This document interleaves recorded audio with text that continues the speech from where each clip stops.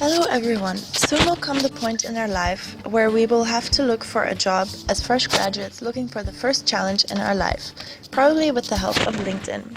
But have you ever thought about the old school way of job searching? What about checking the newspaper or the listings on the blackboard at the local grocery shop? Probably none of you considered these options as opportunities anymore, but it shows the shift that new technology has caused in the job market. Before the digitalization, companies needed to promote their job offerings through these channels. It was a very time-consuming task, not only for the company but also for the applicants. They had to print every application and send them via post, making the HR department overcrowded with papers. All of this has been made easy with the rise of digitalization. Companies and applicants can be more proactive instead of reactive. The revolutionization of HR practices made the whole process faster, easier, and more efficient. Publicly uploading your CV to LinkedIn has become common practice. The work of headhunters has changed dramatically with it. They can use these tools to find appropriate candidates through entering keywords and determining whether the profile seems to fit a face-to-face meeting. Through this quick screening option, employers can save a lot of time.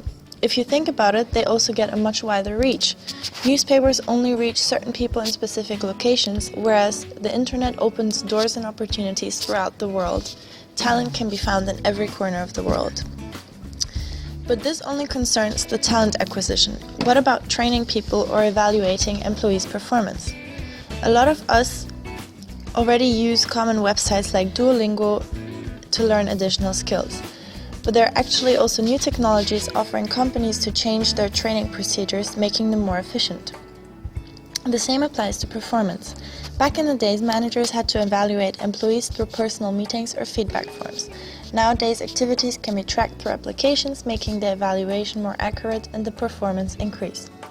Although all of this seems to be positive in nature, there are also downsides, which we will present to you later. Now lay back, get a cup of coffee, popcorn, and enjoy the rest of the video.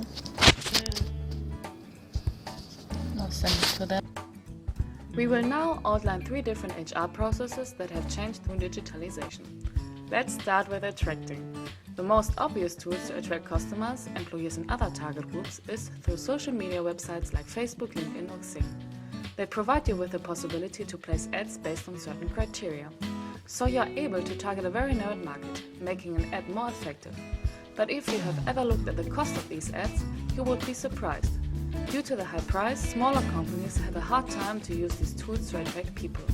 Ad blockers are another way that limit the audience reach of such ads.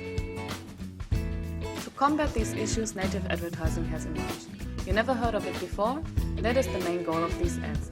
They are in line with the form and function of the platform which publishes them. Ads provide the same kind of content that audience is expecting from the websites, making it really hard to actually spot the ad. A great example is the collaboration between Thrillist Media Group and GE.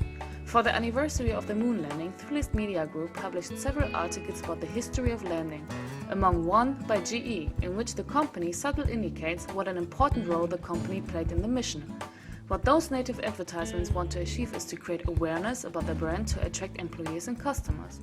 This can, however, backfire. When the actual audience spots the advertisements, they might feel betrayed and companies lose reputation. I bet every one of you has game applications on their phone or tablet to entertain themselves or procrastinate.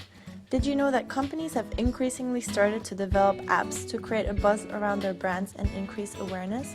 Let's look at Crazy R Brands. You might not know this company, but you probably do know their products of Durex or French mustard. Crazy R Brands created 8 game apps for the most important brands to encourage people to engage with the company. Even though these games are fun and engage people with brands, people might get bored of them quickly and in the end delete the app. Therefore, the company would miss their goal. There is also the risk that people do not recognize the underlying brand. In addition, apps are often only available for certain operating systems, which excludes a large amount of people that they could potentially target. When it comes to attracting potential employees, most Created using Powtoon.